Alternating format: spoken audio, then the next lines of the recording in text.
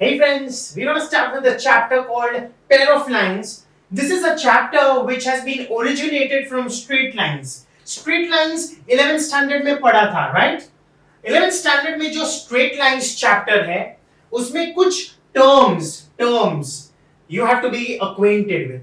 कुछ terms है like x-axis, y-axis, you know x-axis, y-axis, right? Equation of a line, yeah? ये सारी चीजें सुनी तो है ना? Equation of a line, slope, yes. So all these words you have come across all these words. Slope of a line, collinear points, yes. Angle between the two lines, दो lines के बीच में angle theta, right? So ये सारी चीजें हम लोग इसमें ये chapter में use करने वाले हैं. But going concept wise, ये chapter का approximate weightage from board exam point of view is 7 to 8 marks, tentative. 7 से 8 मार्क है, पर ये लास्ट ईयर की बात है. Since this is a new syllabus, this is introduced like a first time for you all. A new pattern, a new syllabus has been derived, originated. तो कुछ बोल नहीं सकते, but yeah, last year जैसा ही होगा, थोड़ा बहुत इसका weightage is going to be somewhere around same होने वाला approximately. So 7 से 8 मार्क का चैप्टर मैं पकड़ के चल रहा हूँ इसको, ठीक है ना. ये चैप्टर को हम लोग 4 या 5 हिस्सों में डिवाइड करेंगे. टाइप्स बोलता हूं मैं, या types of sums. The first type is about second degree homogeneous equation. ये 4 शब्द का एक पूरा फ्रेज है. ध्यान से सुनो मैं क्या लिखता हूं. आगे जाके मैं इसको सेकंड डिग्री होमोजेनियस इक्वेशन बोलूंगा तो तुम लोग के दिमाग में क्या स्ट्राइक होना चाहिए. सुन मेरी बात. I am gonna start with my first concept, type number 1. I call it as second degree homogeneous equation in x and y. Okay, second degree homogeneous equation कौन सा equation है पहले तो. What sort of an equation it is? It is given by a formula ax square plus 2hxy plus by square is equal to 0. ये उसका formula है. What does this represent? इसका मतलब क्या है मैं बताता हूं, पर अभी तक सिर्फ बाय हार्ट करो. आगे जाके फ्यूचर में if I talk about S D H E, shortcut बोल रहा हूं, बोर्ड एग्जाम में मत करना. S D HE second degree homogeneous equation. आगे जाके मैं शॉर्ट फॉर्म लिखूंगा, बोर्ड में तुम लोग पूरा लिखने वाले हो, ठीक है ना. ओके, जब भी मैं सेकेंड डिग्री होमोजेनियस इक्वेशन की बात करता हूं, पहली बात तो ये फॉर्मूला ये इक्वेशन रट्टा मारो, बाय हार्ट करो. अच्छा, इसको सेकेंड डिग्री क्यों बोला है? बिकॉज अपना x और y वेरिएबल्स हैं. Who are variables? x and y. And who are constants? A, H, B को कांस्टेंट, वैल्यू, नंबर, डिजिट्स बोलते हैं. कांस्टेंट मतलब एक फिक्स्ड नंबर, फिक्स्ड वैल्यू जो चेंज नहीं होंगे. So A, B and H are constants and X and Y are variables.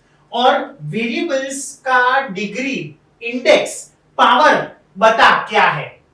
इसका power 2 है. 1 + 1 लॉज ऑफ इंडाइसेस. X का पावर 1, Y का पावर 1. 1 + 1 2. ए सबका पावर 2 है. हर एक term, it's a trinomial, 3 terms है दोस्तों, और हर एक का पावर डिग्री कितना है? 2. इसलिए उसको सेकंड डिग्री बोलते हैं. होमोजेनियस क्यों बोलते हैं? Because every term has the same power, hence homogeneous. And this an equation in x and y. समझा क्या? तो सेकंड डिग्री होमोजेनियस इक्वेशन में अगर बोलूंगा तो रट्टा मारो, ax² + 2hxy + by² = 0. ठीक है. What does this represent? ये बताना क्या चाहता है? What does it actually signify? It represents two lines passing through the origin. ये इक्वेशन में छुपे हुए अंदर 2 लाइंस हैं जो हमारे ओरिजिन से पास होता है. याद रखना. सो आगे जाके फ्यूचर में जब मैं सेकंड डिग्री होमोजेनियस इक्वेशन बताऊंगा, तब तुम लोग को बोलने का सर क्या बोल रहे पता है? सर सिंपल भाषा में बोल रहे कि भाई 2 लाइंस है और वो लोग का जो इंटरसेक्शन पॉइंट है वो ओरिजिन है। ओरिजिन मतलब 0,0, याद रहेगा। So if I draw, my drawing is not that great, but if I draw, this is one line L1, yeah, and this is another line L2. So line L1 and line L2, they intersect, they meet at a point which is going to be the origin. Then we call this as a second degree homogeneous equation. One of the lines is given by ax plus by is equal to 0, and the other line is ax plus by equal to 0. To be precise, a2x and b2y, a1x and b1y. So these are called separate equations. क्या बोलते हैं? Separate equation. और इसको बोलेंगे combined equation. देखो मेरी बात, सुनो मेरी बात। ये दो लाइंस है ग्रीन और पिंक जो ओरिजिन से पास हो रहे हैं। एक लाइन का इक्वेशन ये है और दूसरी लाइन का इक्वेशन ये है, और दोनों ओरिजिन से पास हो रहे हैं, दोनों लाइंस। इसको बोलेंगे सेपरेट इक्वेशंस। सेपरेट। जब मैं दोनों को मल्टीप्लाई करूंगा, मुझे ये मिलेगा। ये प्रूफ मैं बाद में करूंगा, सारे डेरिवेशंस एक साथ कर रहा हूं at the end. But as of now just remember that जब ये दोनों लाइंस इंडिविजुअल लाइंस को मल्टीप्लाई करोगे, multiply combine, you will get second degree homogeneous equation. So can I say that second degree homogeneous equation म्हणजे काय? ऐक मला बाळांनो, second degree homogeneous equation म्हणजे दो लाइंस जो ओरिजिन से पास हो रहे हैं और दोनों का मैं मल्टीप्लिकेशन प्रोडक्ट ढूंढ रहा हूं, और जब मैंने दोनों को क्लब किया मुझे ये मिलेगा। याद रहेगा? अच्छा, और एक स्पेशलिटी दिख रही है। यूजुअली अपनी जो लाइन होती है ना, it is given by the equation ax plus by is equal to c. This is the general equation of a line. पर इधर तो मैं c नहीं लिखा, मैं 0 लिखा। मेरी बात सुन, जब भी लाइन ओरिजिन से पास होगा, जब भी लाइन ओरिजिन 0,0 से पास होगा, c will be 0. Please, when the line passes through the origin, the constant term is 0. तो आगे जाके अगर एग्जाम में, क्वेश्चन में सिर्फ और सिर्फ x और y दिखता है, x y वाले टर्म्स दिखते हैं, और ऐसा कोई वैल्यू, ऐसा कोई अकेला नहीं दिखता है, that means that the line is passing through the origin. So when the equation does not have a constant, वो लाइन ओरिजिन से पास होगा। याद रहेगा क्या? Good, great. सो इसमें भी कांस्टेंट नहीं है, हमेशा x और y वाले टर्म्स के साथ जुड़ा हुआ है ये equation. Okay, now talking more about second degree homogeneous equation. Starting के 2-3 सम्स तो यही है कि दो अलग-अलग दिए हैं इक्वेशन, कंबाइंड फॉर्म ढूंढो, फिर कंबाइंड दिया है, तोड़ के दो अलग-अलग ढूंढो। स्टार्टिंग में ऐसे सम्स है, कंबाइन करो, तोड़ो एंड सो ऑन। ठीक है? Okay, talking about more concepts before we go with the first exercise. Equation of line है ना, equation of line 11th में किया है, पर मुझे भरोसा नहीं है तुम लोगों पे कि 5 या 6 फॉर्म्स है, मुझे ये सब नहीं चाहिए। In this chapter I want only basic 2 forms to find the equation of line. The first form is called y is equal to mx plus c, and second form slope intercept form बोलते हैं, and y minus y1 is equal to m x minus x1. इसको बोलते हैं slope point form. Generally 90% of times ये chapter में equation ढूंढने के लिए मैं इसमें से एक यूज करूंगा, याद रखना। where m is called the slope. I hope you know what's a slope. where m को हम लोग बोलते हैं slope of a line, and slope का तो फॉर्मूला है y2 minus y1 upon x2 minus x1. Obviously जब दो पॉइंट्स दिए हैं और अगर मैंने स्लोप ढूंढने को बोला तो दो पॉइंट्स हैं x1 y1 x2 y2, y का सब्ट्रैक्शन अपॉन x का subtraction is going to be the slope of the line. ठीक है ना? स्लोप का और एक फॉर्मूला है tan थीटा, एंड स्लोप का और एक फॉर्मूला है माइनस पहला अपॉन दूसरा। ये क्या है? ये क्या है माइनस पहला अपॉन दूसरा? सुन, अगर ये मेरा लाइन है अगर ये मेरा लाइन है, so slope is given by minus of पहला term that's minus a upon दूसरा term that is upon b. So minus coefficient of x upon coefficient of y. Direct line को देख के स्लोप पता चल जाएगा, minus a by b formula. So slope के मैंने तुम लोग को 3 फॉर्मूला पढ़ा है. जब पॉइंट दिया है तो वो यूज करो, जब एंगल दिया है तो ये यूज करो, और जब जब इक्वेशन दिया है तो ये यूज करो. तो कौन सा फॉर्मूला स्लोप का कब यूज करने का? When angle is given tan theta, when line is given minus a by b, and when points are given y2 minus y1 upon x2 minus x1. Okay, तो हम लोग ने पढ़ा कि इक्वेशन ऑफ लाइन का formula क्या, ये सारा 11th स्टैंडर्ड का है, और स्लोप के बारे में पढ़ा.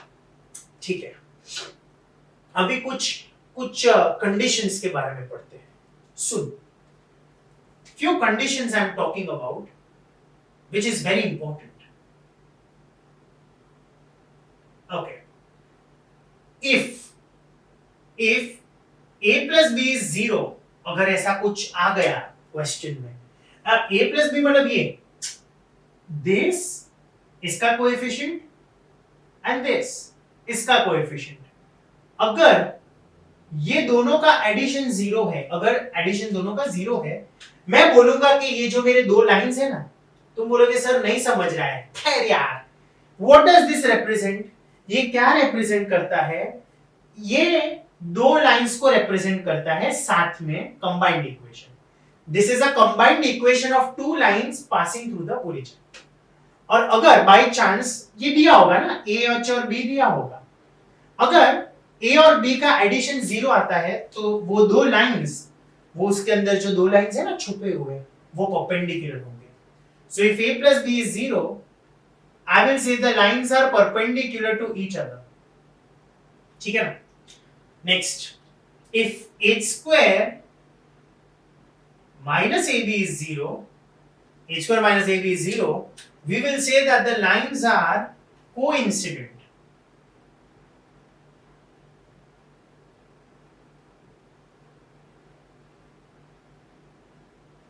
Coincident मतलब overlapping, something like parallel. Yeah, we will come to that, parallel types. Yeah.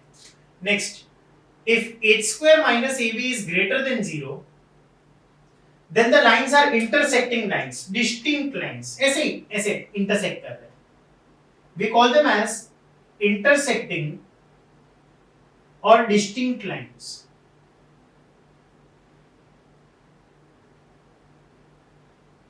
And if h square minus ab का answer is negative, h square minus ab ये कहां से मिलेगा? इधर से ही मिलेगा, a, h और b के वैल्यूज में से मिलेगा. या वैल्यूज मिलेगा, इसमें डालो ये फॉर्मूला में. अगर आंसर नेगेटिव आया, लेस देन 0, तो lines do not exist, they are imaginary lines.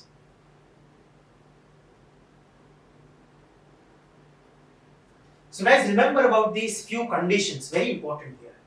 The next part in this chapter of pair of lines is about auxiliary equation. Auxiliary equation. ये auxiliary का spelling I am not sure. Auxiliary भी हो सकता है. I am not sure about this I. Check कर लेना भाई अपने आप. Auxiliary equation कब यूज करने का और मतलब क्या है? अच्छा, जब भी क्वेश्चन में स्लोप की चर्चा होती है, whenever the question has some sort of a connection with the slope of a line, slope m, that time हम लोग auxiliary को याद करते हैं. So when to use this concept of auxiliary equation? When slopes are involved in the sum, when slopes and conditions, I'll tell you, ये sum में पता चलेगा students. When slopes and conditions are involved, that time we use auxiliary equation. अच्छा, auxiliary equation क्या है? सुन, मैं derive करता हूं, छोटा है. मेरा second degree homogeneous equation is ax square plus 2hxy plus by square is equal to 0. ये मेरा सेकंड डिग्री होमोजेनियस है, representing two lines through origin. Okay, हर एक को x square से डिवाइड करो.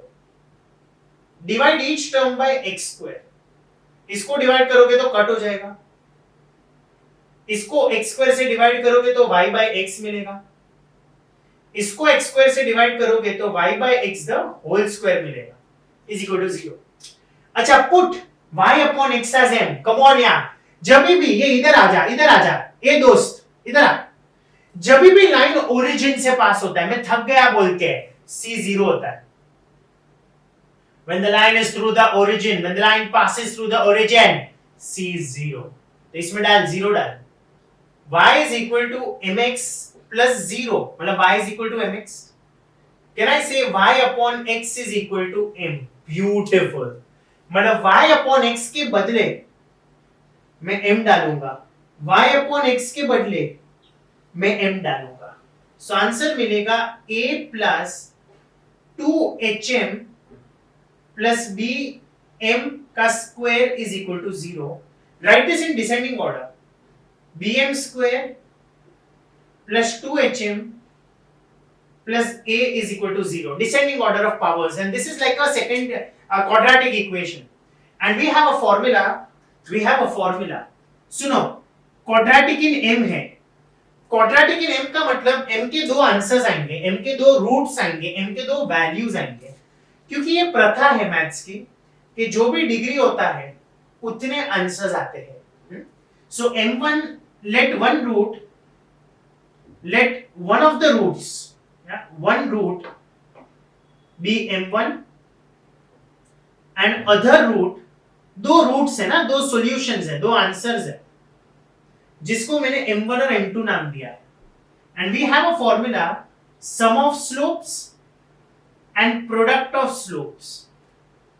Okay, and we have one more formula, m1 minus m2 the whole square is m1 plus m2 the whole square minus 4m1 m2, a formula which connects plus minus and product, formula which connects plus minus and the product। अच्छा, m1 plus m2 is minus, इसका मैं ऐसा trick याद रखता हूं, minus बीच वाला upon पहला, and m1 m2 is आखिरी अपॉन पहला। Listen, what is this? Sum of slopes formula मुझे नहीं आता है, मैं ट्रिक यूज करता हूं, माइनस बीच वाला मतलब उसका कोएफिशिएंट 2h अपॉन पहला, and the product of slopes is last term upon the first term। So always remember, sum of slopes is minus central term upon first term, and the product of slopes is last term upon the first term। Right guys, I think this is the concept। बाकी अलग-अलग variety के sums है in your type number 1, we'll see to it, but the concepts I think are, that's it, this much। So we can start with the first exercise of the chapter, go through all these 4 concepts। yeah, The first one is second degree homogeneous, किसको बोला जाता है, क्यों बोला जाता है और वो क्या है। सेकंड हम लोग ने पढ़ा लाइन का इक्वेशन एंड स्लोप के बारे में। फोर्थ हम लोग ने पढ़ा कंडीशंस, एंड फिफ्थ पढ़ा auxiliary equation, where you have to solve it this way. m1 is one root, m2 is another root, sum of roots is minus central term upon the first term, auxiliary equation का, and product of roots is last term upon the first term।